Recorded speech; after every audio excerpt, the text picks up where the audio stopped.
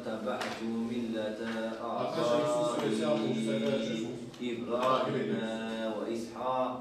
اسمها خديجة. Ne? İsmiha. İsmiha. Hatice. Cevabımız neydi? Evet.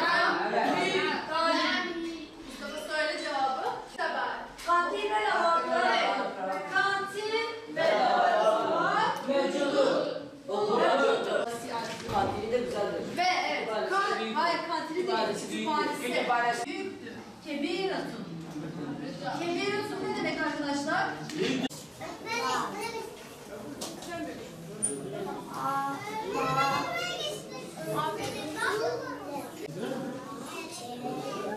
Ben bebeğim.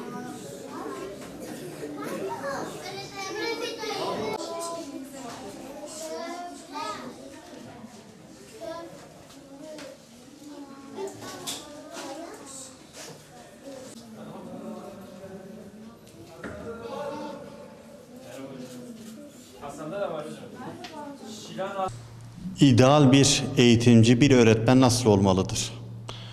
Öğretmen algısı kişiden kişiye değişebildiği gibi ülkeden ülkeye de değişebilmektedir.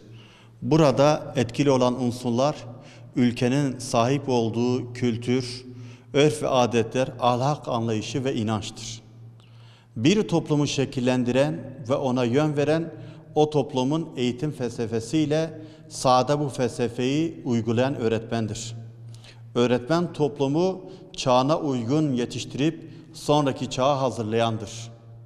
Bundan dolayı öğretmen bulunduğu toplumun kültürü, örfü, ahlakı ve sahip olduğu inanç yapısıyla barışık, bulunduğu çağın gereksinim ve ihtiyaçlarını iyi bilen, mesleki ve alan bilgisini aktarabilecek bir donanıma sahip olması gerekmektedir.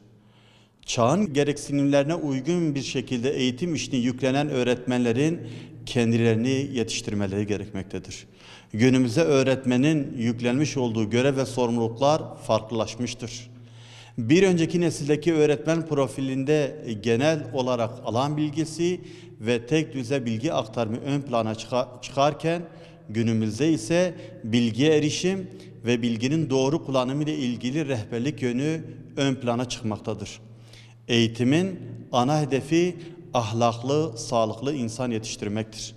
Bunun içinde eğitim işini yapacak olan öğretmende bazı özelliklerin bulunması elzemdir.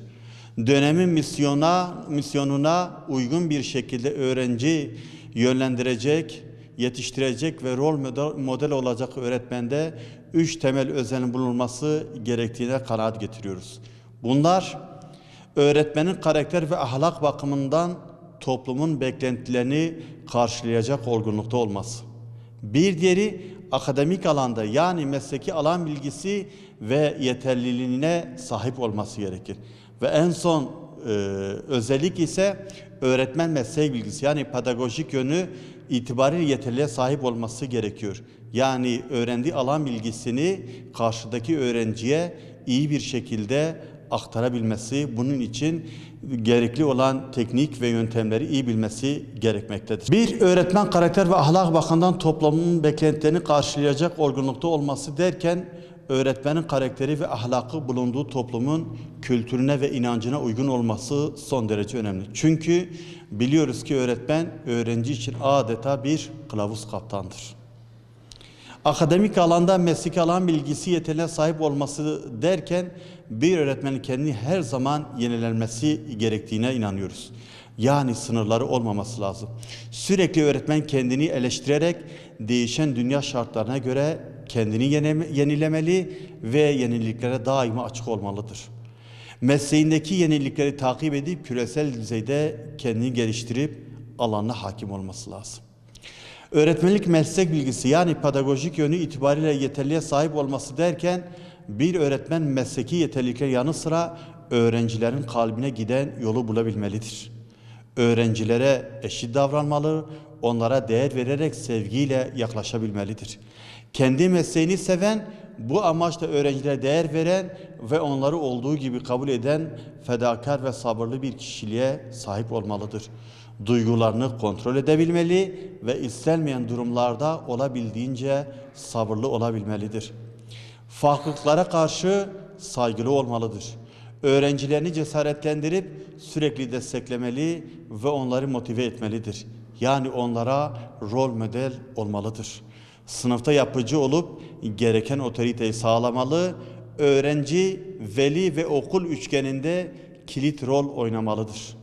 Öğrencilere ilgi göstermeli ve öğrencilerin derse katılımını sağlayabilmelidir. Son olarak öğrencilerine karşı açık, samimi, hoşgörülü ve anlayışlı olmalıdır.